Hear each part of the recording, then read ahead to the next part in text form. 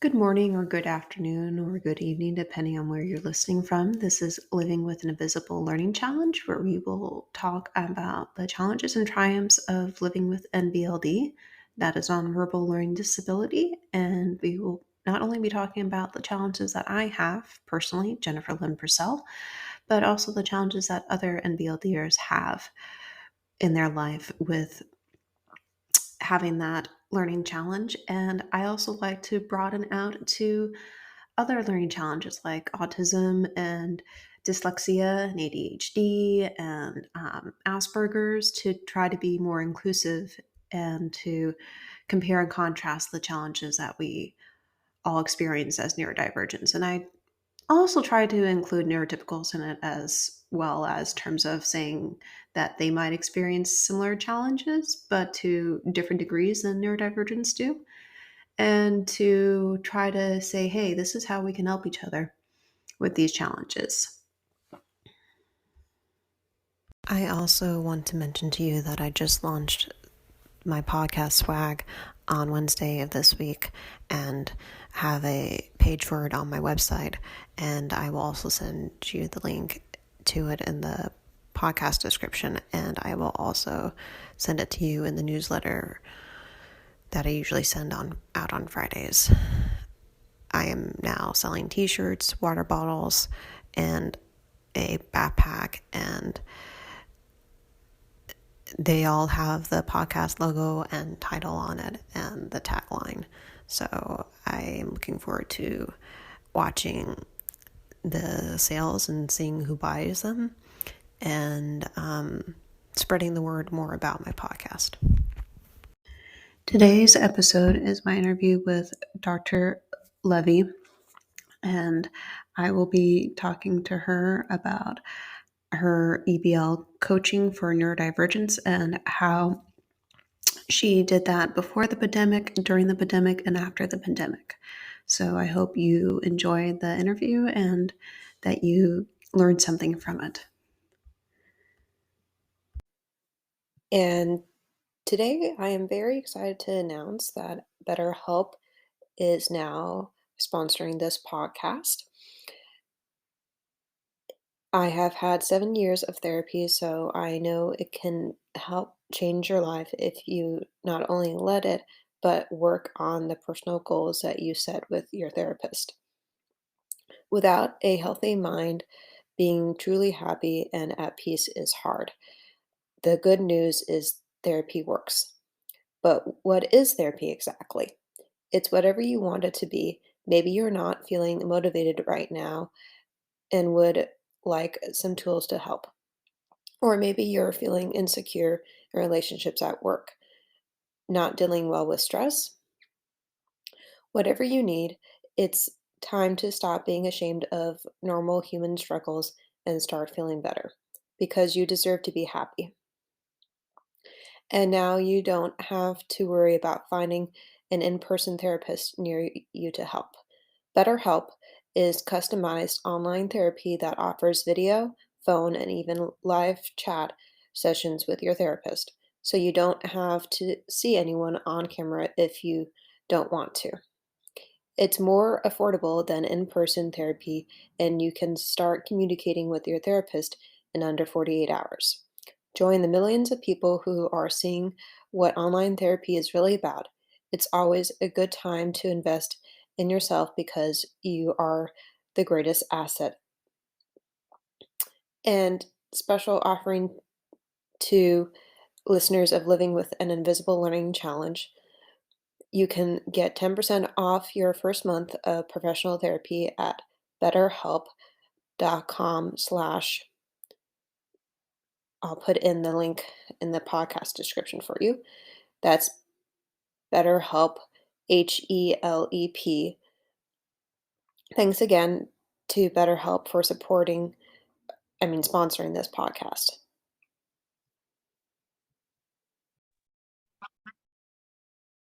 Good morning. So I'm here with Dr. Emily, and we will be interviewing her on her career with EBL coaching and having her explain some of those things with what she does and with how it was before the pandemic started and during and after. So I'll let Dr. Levy introduce herself first. Thank you so much. I appreciate you having me on the show. My name is Dr. Emily Levy.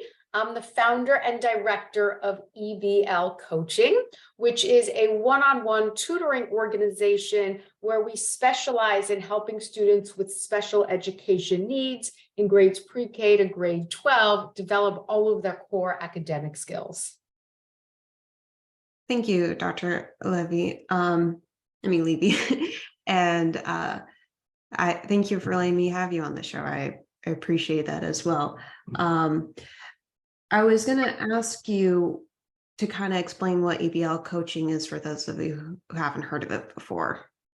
Sure, absolutely. So at EBL Coaching, we specialize in helping students with all types of special education needs, students with autism, learning disabilities, ADHD, speech and language challenges, auditory processing challenges, really all types of special education students.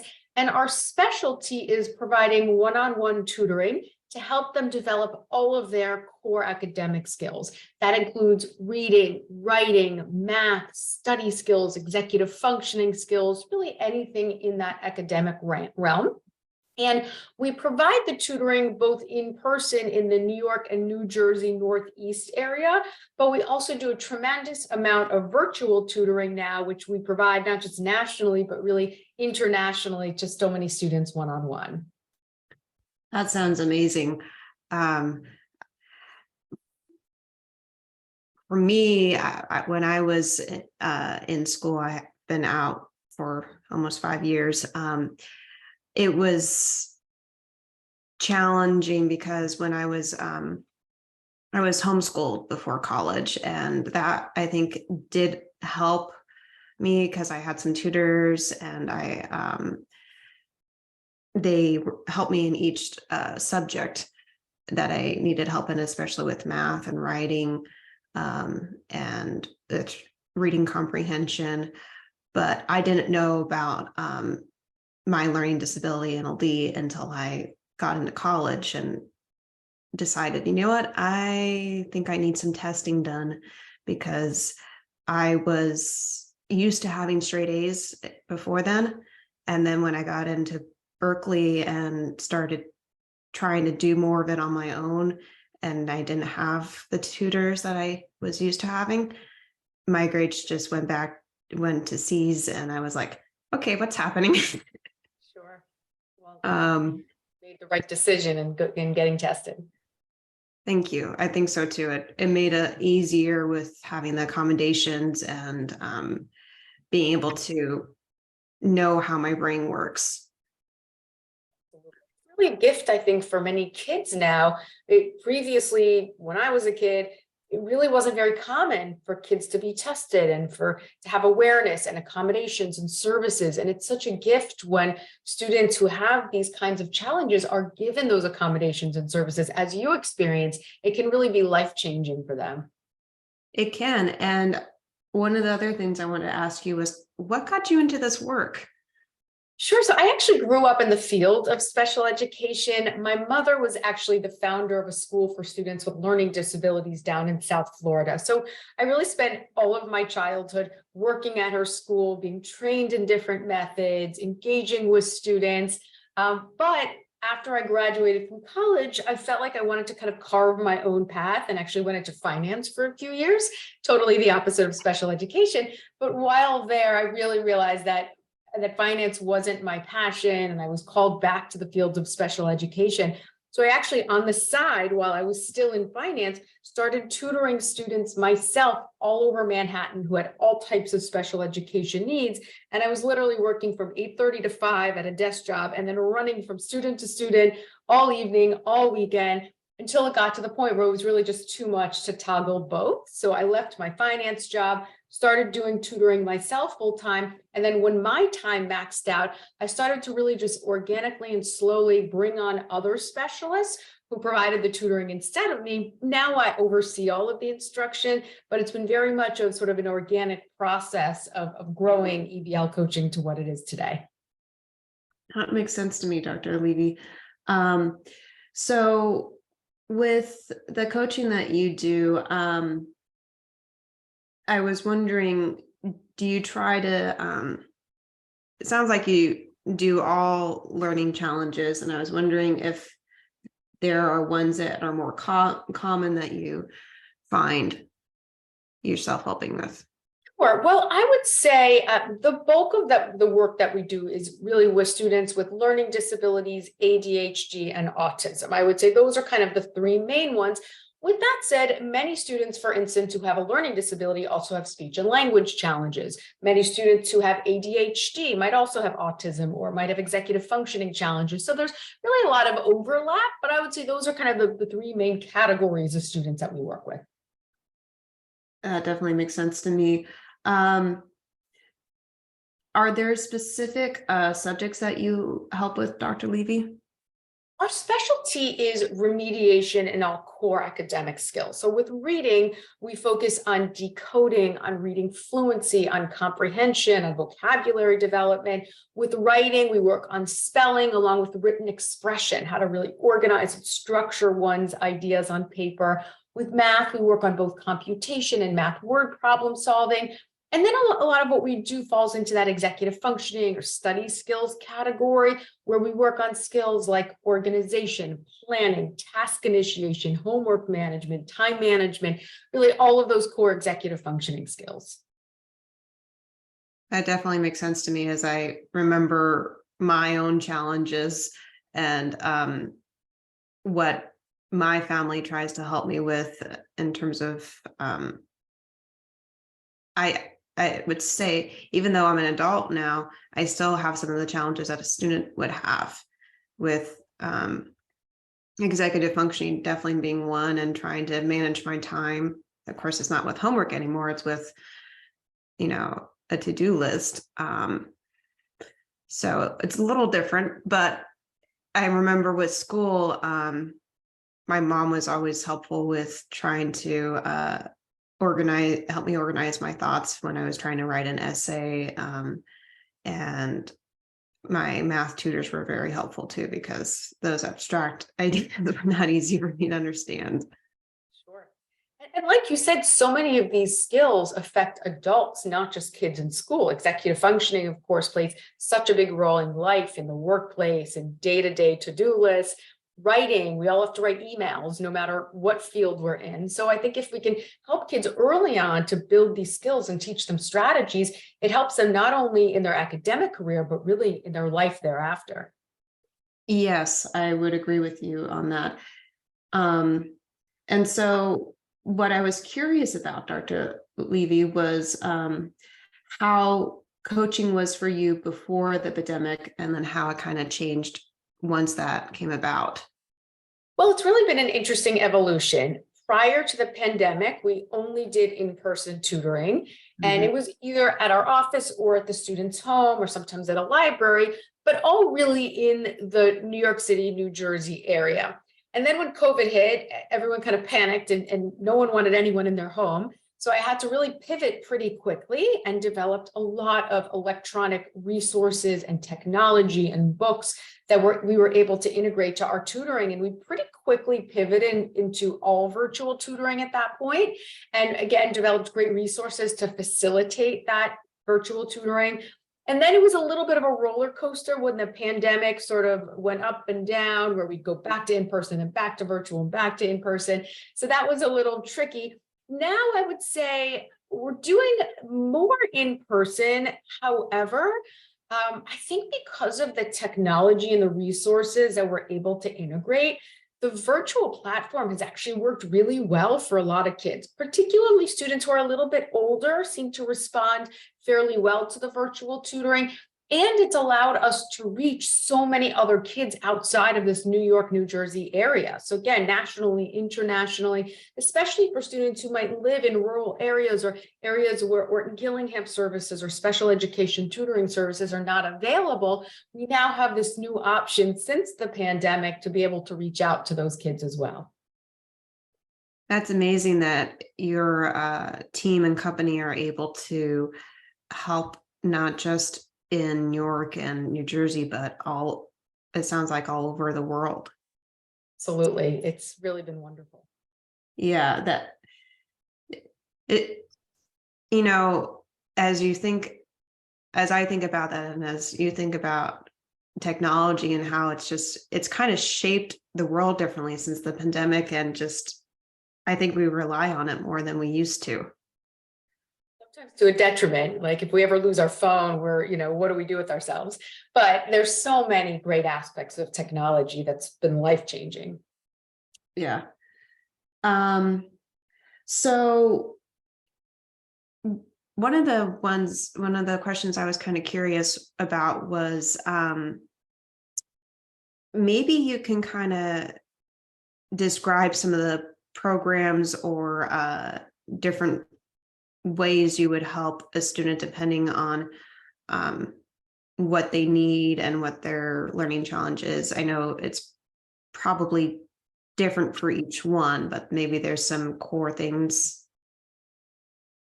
Sure. So the real answer is every student is different, and we always come up with an individual learning plan based on the needs of each student. Part of that also depends on which skill areas they're struggling with.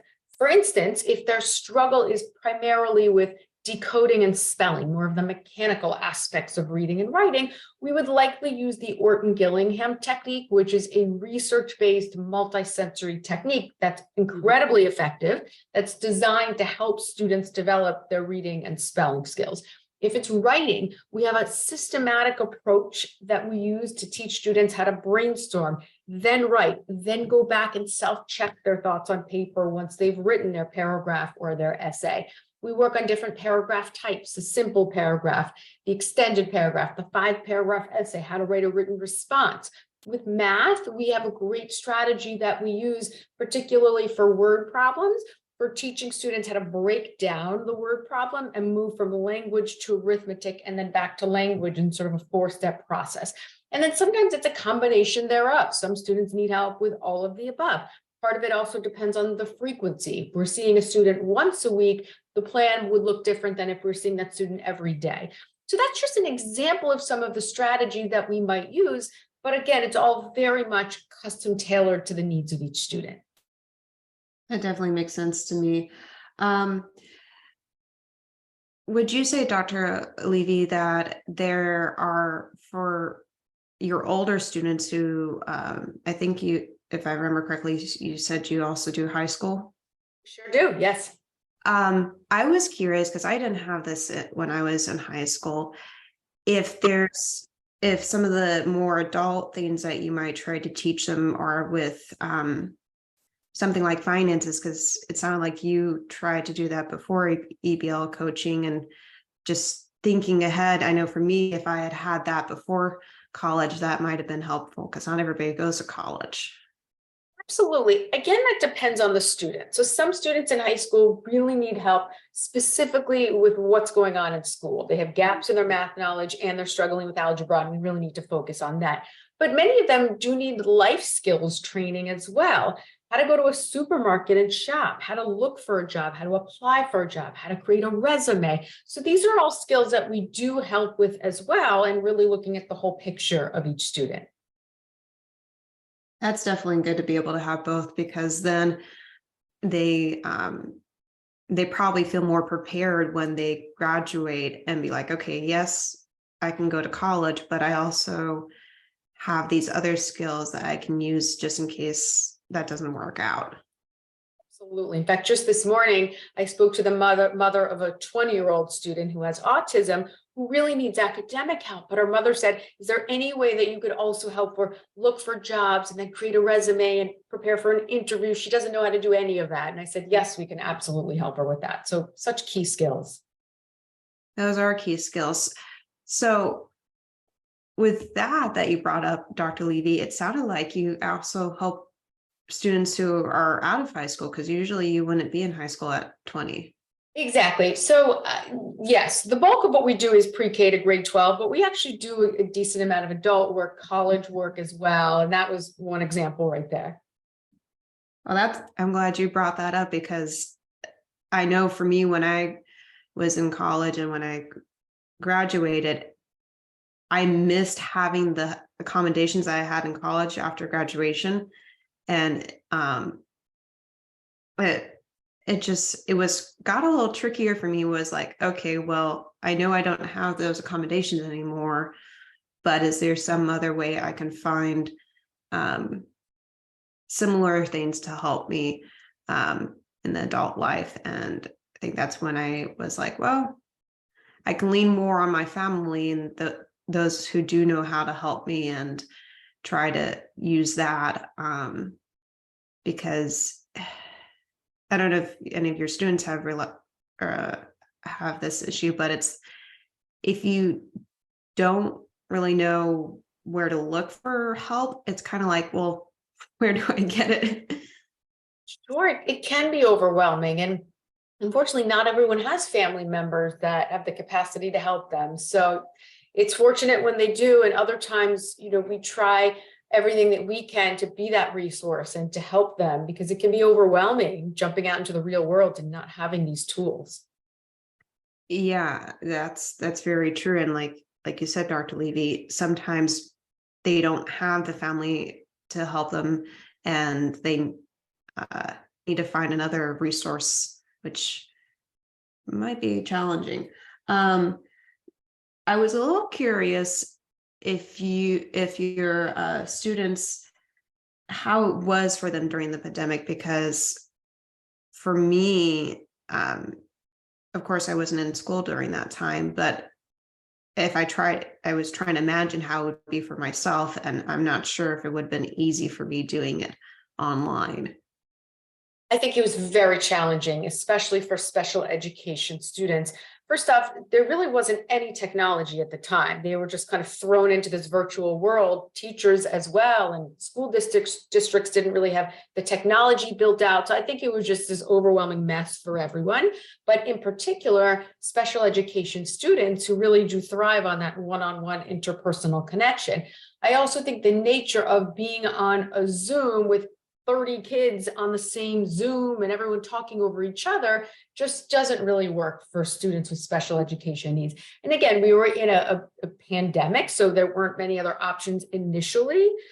But I think at the time it was very overwhelming, very challenging. And I think many students have significant learning loss from that period. Yeah, that makes sense to me, Dr. Levy. I wonder if, since you said having, Zoom sessions with so many clients or students at one might be challenging for the special needs. Did you try to do more one-on-one after the session with everybody? Well, just to clarify, I think being on a one-on-one Zoom is very different than being in a huge classroom Zoom. I think there are two totally different experiences. We also, as I mentioned before, developed resources and technology to engage with the students. For our younger students, for instance, we mail them a set of materials and manipulatives to go along with the lessons, and the tutor has the same ones, whether it's colored sand, magnetic tiles, workbooks, other manipulatives, so that the tutor can really engage with the student as though they were one-on-one in person. That is entirely different than group giant classroom virtual session. So big difference there.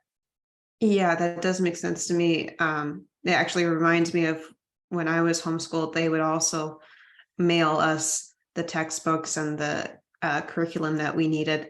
That wasn't on the computer because it was a online charter school. So it was a little bit of kind of like what you have, but different. Sure. And some of the older students I find typically do well with the electronic resources and reading them on a screen. In a way, they've kind of become used to that. But Mhm. the younger students in particular really need the tactile, the physical materials in order to really work with them. Yeah, I would imagine that there are some students who, like you were saying, Dr. Levy, find it easy to use the tactile, but then other ones want to use the computer and be able to maybe, I know for myself, I like using the computer because I can't really read my handwriting sometimes. Right. Exactly. So it just really depends on the student. Yeah. Um, I don't know if you have any interaction with neurotypicals in terms of how it was for them, for those students going through the pandemic, but I was trying to think of doing some comparison between neurotypicals and neurodivergence. Sure. Well, we do also work with some neurotypical students. It's not Mhm. exclusively special education students. I think that they also struggled in the pandemic, especially in the beginning, because there really wasn't a lot of teaching going on. It was for a lot of kids, it was here's a 20-minute virtual session. I have the rest of the day to do independent work when they never really learned how to do the work. So how can they do it independently? With that said, I think there are some neurotypical students that are very bright and capable and could sort of self-teach themselves. There were also many parents that were home and were able to help their students, even though they weren't teachers. I think the ones who are more neurotypical may have responded a little bit better to having a parent teach them, even a parent who's not a teacher. But I think the students with special education needs really struggled more with that. They didn't have the teaching. Their parents really struggled to teach them in the right way, using the right format. They couldn't really participate in a large group session. So I would definitely say that neurotypical students, even though they struggled, and I do think they still had learning loss, did not nearly have as much of a struggle or as much learning loss as neurodivergent students. That makes sense to me, Dr. Levy, and especially with me thinking, of course, I'm a little biased with being neurodivergent here, but just thinking how if I was in the shoes of any of your neurodivergent clients and thinking how behind I might feel during the pandemic with um, education and trying to figure out how to do the independent um, learning and teaching. I don't know if I could have done it. I mean, I remember just trying to do a little bit of that in college and struggling with that. Exactly. And I think as kids who are neurodivergent, it was almost impossible for them to do that. Yeah. Um, it one of the other areas I was curious about was when your clients, since you help many ages, when they go from being from one grade level to the next, at any point, like I would imagine yourself or your team would see some progress and have pride in the student, and hopefully the student has it in themselves too.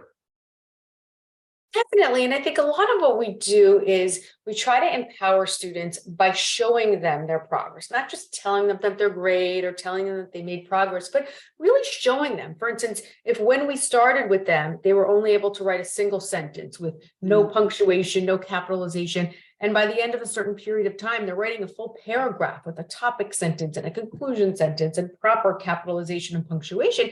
We show them that work and we say, you should be so proud of yourself. Look at the difference of how far you've come from when we first started working together to what you're doing now. That's progress right there. So again, I think really showing them the physical progress and letting them see their own growth really helps to empower them and to build their self-confidence along the way.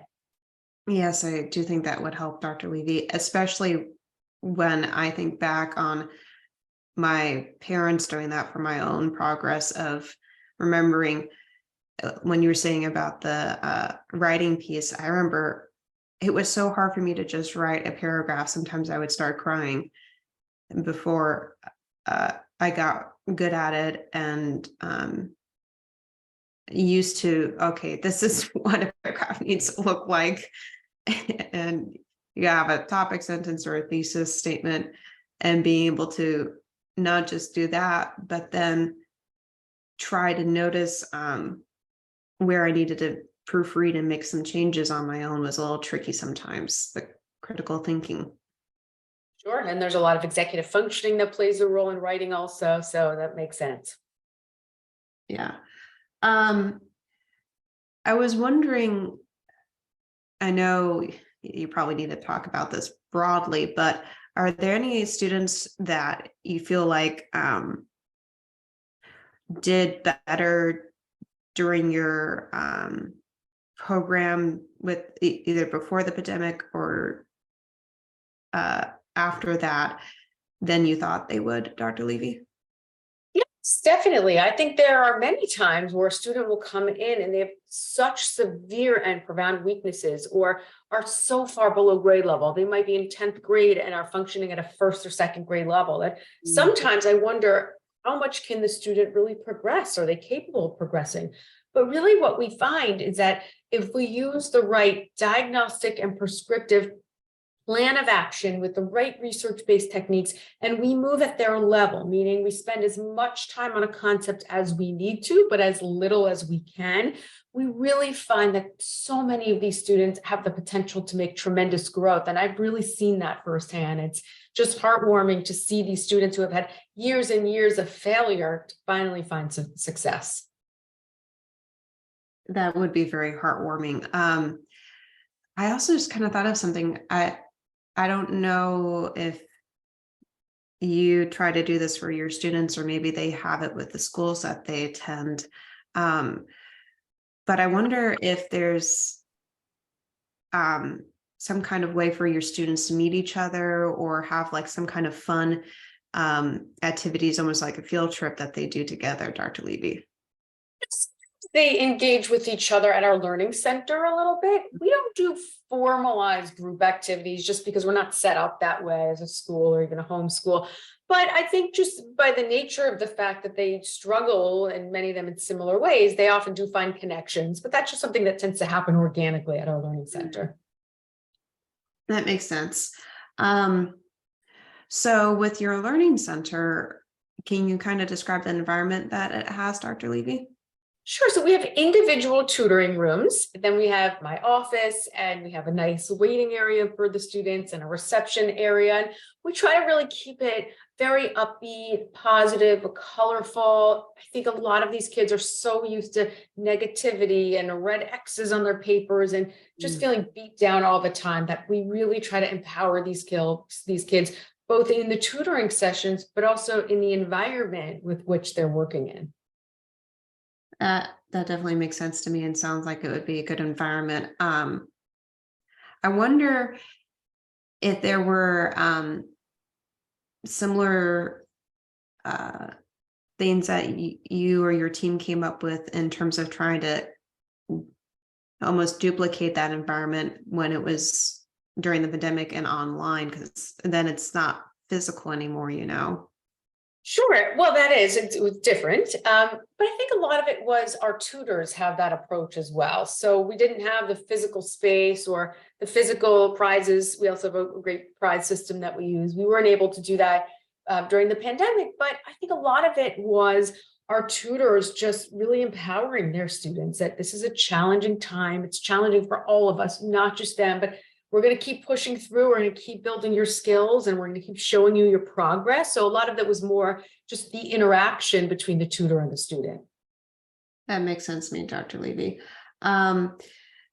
So what I was also curious was with the parents or the support system that the students have, are there any kind of techniques or things that you tried to pass on to the parents that might have been helping them during the pandemic if a tutor couldn't in person?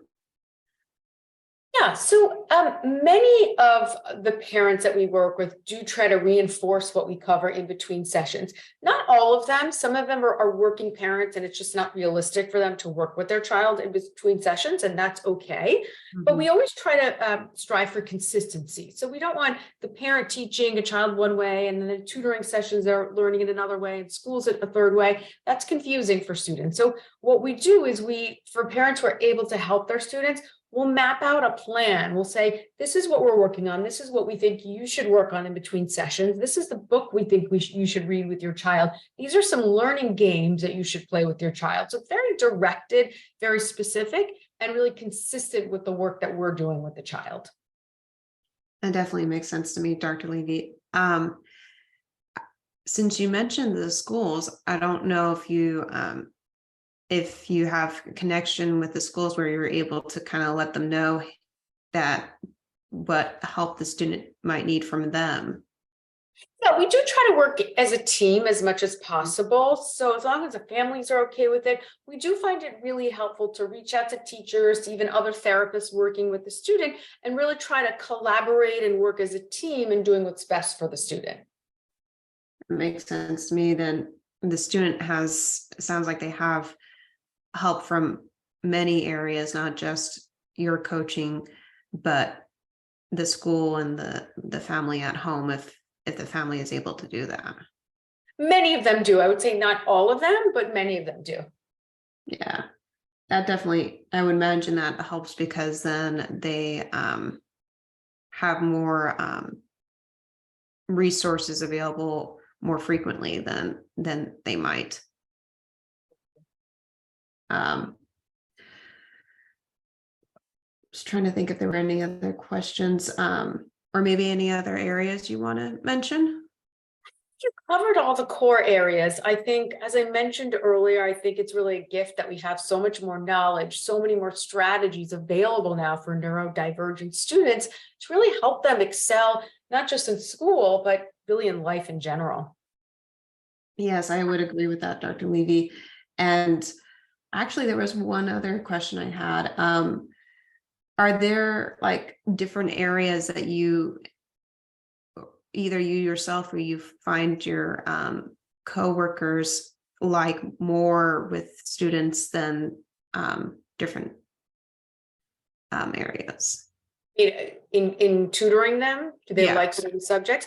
Not really. I find that in our board of tutors that we have, some they each specialize in different areas. So some are math specialists, some are early childhood specialists, some are reading specialists, and that's kind of part of the matching process, is matching the child with a tutor who has specialty in the areas that they need help with in their age and grade level, and of course someone who's passionate about those skills and subjects and can relay that passion to their students. Yeah, that makes sense to me. That way, uh, the student gets help from somebody who, like you said, is really passionate in that area and is able to help them the most. Well, I want to thank you for letting me interview you and be able to talk about your work and how you help your students out. Thank you so much for having me. It's really been such a pleasure. Thank you.